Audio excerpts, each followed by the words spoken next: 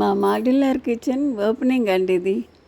ఈసారి మా ఇల్లు చూపిస్తున్నా. మా కిచెన్ అంతా నేను బండలు, టైల్స్, పెద్ద సింక్ అన్నీ పెట్టించుకొని కబోర్డ్స్ కట్టించాను అనమాట. అది ఈరోజు మంచి రోజు అని ఓపెనింగ్ చేసుకున్నా. అంటే కొద్దిగా పూజ చేసి స్టవ్కి పసుపు రాసి బొట్టు పెట్టి కొబ్బరికాయ కొట్టుకొని పాలు పొంగిచ్చి సేమియా చేసుకున్నాను అనమాట. అదంతా కూడా మీతో షేర్ చేసుకుందామని ఇది కూడా పెడుతున్నా ఈ వీడియో చేసి. అది మా కిచెన్ అన్నమాట.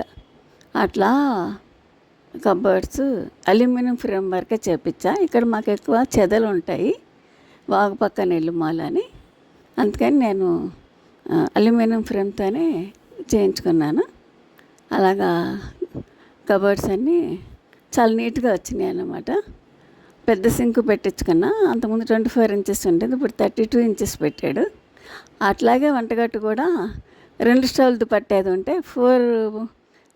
4 బర్నర్స్ ఉన్న స్టవ్ పట్టేలాగా పెద్దది పెట్టించుకున్నాను అన్నమాట.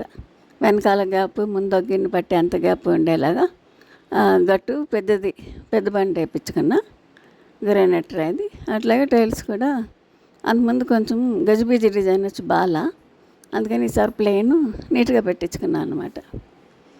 అది చూపిస్తూ నేను సేమియా చేశాను, అది కూడా చూపిస్తున్నాను అనమాట. అన్నీ అట్లాగా కంచాలు, గ్లాసులకి, ప్లేట్స్ పెట్టుకోవటానికి, బౌల్స్ పెట్టుకోవటానికి, స్పూన్స్కి అన్నిటికీ అట్లా ఇచ్చాడు అనమాట. విడిగా కూడా ఫ్రూట్స్, వెజిటబుల్స్ పెట్టుకోవటానికి కూడా ఇచ్చాడు అనమాట. అది కూడా బాగుంది. కాకపోతే ఇంకా చిన్న మెష్ పెడతాను దానికి అన్నాడు. ఫ్రూట్స్కి, ఉల్లిపాయలు, ఆలుగడ్డలకి కొంచెం గాలి తగలాలి కదా, అది కూడా పెడతా అన్నాడు. ఇంకా పెట్టలేదు. ఇది నేను కొంచెం స్టవ్ అది నెల అయిపోయింది కదా, స్టవ్ మార్చుకున్నాను వేరే చోట. ఈరోజే ఇందులోకి తీసుకొచ్చాను అన్నమాట, కిచెన్లోకి స్టవ్ని. అందుకని కొంచెం మనం ఏదన్నా మొదలెడుతున్నామంటే కొబ్బరికాయ కొట్టి పసుపు రాసి బొట్టు పెడతాం కదా, దేవుడి ఫోటో పెట్టి పూజ చేసి, అట్లా నేను స్టవ్కి కూడా పసుపు రాసి బొట్టు పెట్టి కొబ్బరికాయ కొట్టుకొని రాముల వారి ఫోటో పెట్టా. నేను ఆగ్నేయంలో ఎప్పుడూ ఒక రాముల వారి ఫోటో పెట్టి సీతమ్మ వారితో కలిసి ఉన్నది ఏదైనా వండింది పెడతా ఉంటారు, రోజు దీపం పెట్టుకుంటా. ఈరోజు మొదల మూలని నేను ఈ వండింది అక్కడ పెట్టుకున్నాను అన్నమాట.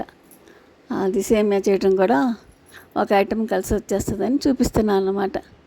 పాలు ముందు పొంగించుకొని తర్వాత ఇట్లా జీడిపప్పు, కిస్మిస్, నెయ్యి వేసి బాగా వేపి ఎర్రగా బ్రౌన్ రంగు రావాలన్నమాట. ఏదైనా తెల్లగా ఉంటే బాగోదు.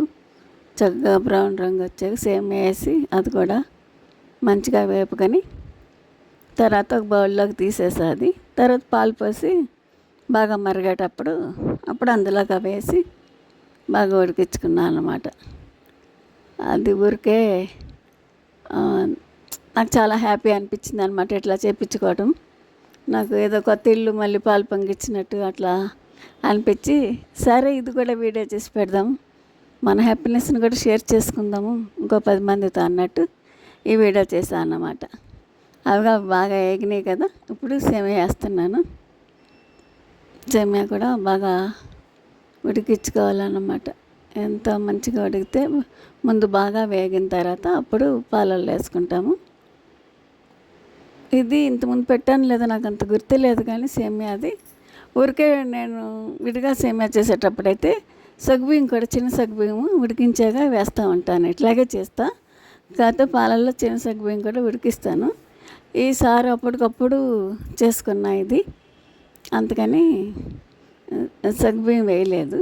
ఊరికే ఇది కొంచెం బాగా వేగగా తీసేసి పాలు పోసి మరగనిచ్చి మరిగేటప్పుడు మళ్ళీ వేసి సేమియా చేశాను అన్నమాట.